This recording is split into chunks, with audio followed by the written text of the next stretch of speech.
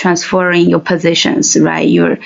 You change from being a very self-centered person to a person that cares for others. And that's actually made things easier both for you and the audience. 100%. Yeah, I mean, especially when I started teaching, right? Every new teacher understands this. Walking into the classroom for the very first time, all you think about is like lesson plan, have 6 different outlines. I need to A, B, C, D. Even though the students are like, I don't even care if you teach me or not today. I just want to play with my iPad. And you're like, no, we are still in C. We still have D, E, and F. It's like that quote by Thomas something Jefferson, and also in Frozy Speak, if you remember. The students don't care how much you know until they know how much you care. Until you're able to really connect and understand what they want to learn and understand how they want to learn. Every lesson plan doesn't matter. I think it is a result of impatience that eventually get strapped on the shoulder of teachers. So it is important to communicate your desire for your kids. I want my kid to become better at public speaking within 6 months. Cool. But it is also important for the parent to realistically see what is the situation. If the teacher has not been doing anything new to resolve the problem, then you're right. The teacher is at fault. Go find a new one. But sometimes parents just don't want to admit that it's taking them slower. It's taking their child slower, and it's okay. This impatience has been creating a lot of frustration, and I think it's just going to get worse in the long run. And as a teacher, what is the most challenging part for you? I sometimes just regret that I don't have enough time to fully maximize a student's potential. Because if you're a teacher, you can see someone and you're like, I know where you can be. Give me 1 year.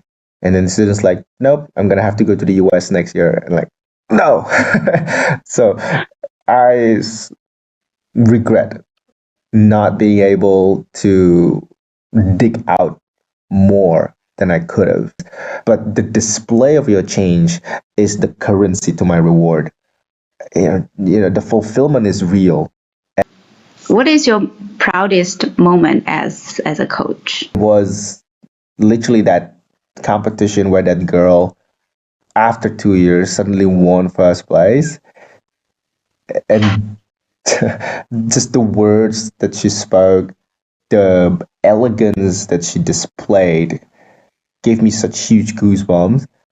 It was the first time that I cried for a kid. And that the tear was involuntary. I couldn't control it. It just kept rolling and rolling. I'm like, it's like I'm watching a Korean drama. And, I was very embarrassed because all the parents were there, and I eventually excused myself to the bathroom and tried to control myself because I was almost just like so much carried away by the emotion. And like, at the end, I handed them, as I took a photo with them with the trophies. I almost cried again, but I was just like, nope, not gonna do that. Need to be a man.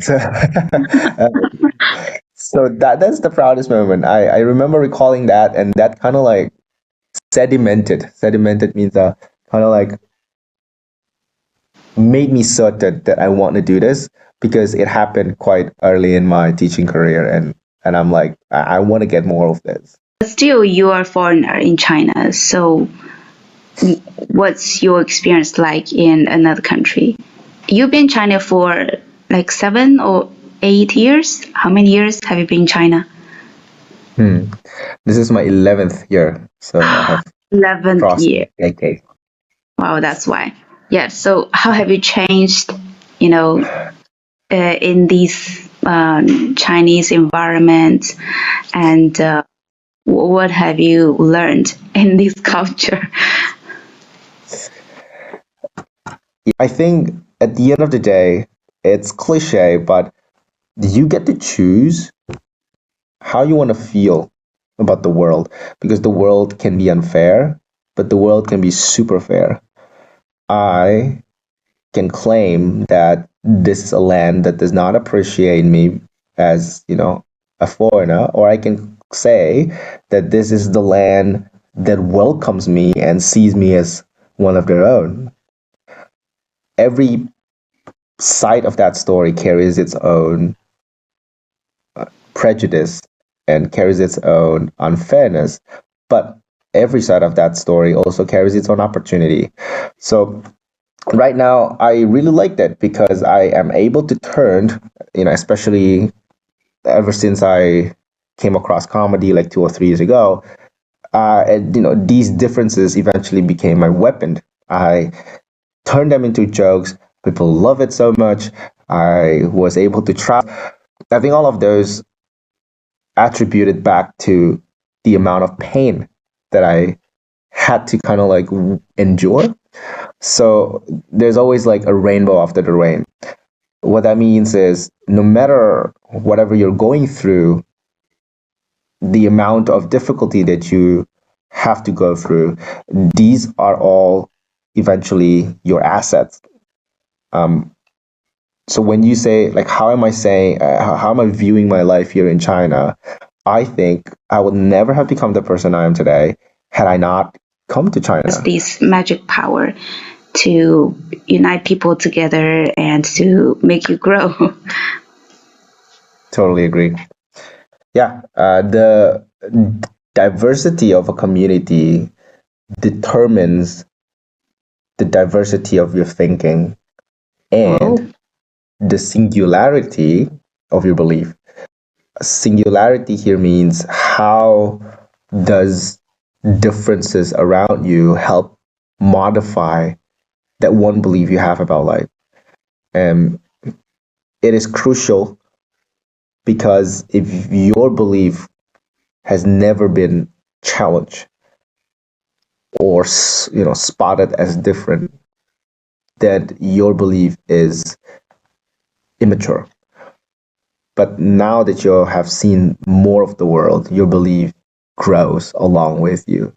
So regardless if you're living from a third tier, fourth tier, fifth tier, nth tier, I think it is very, very important for one to invest money to just travel and experience cities or places that are completely different from them.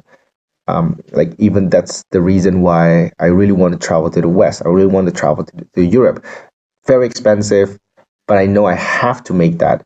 That's not even just purely for entertainment. It's for investment to my future self.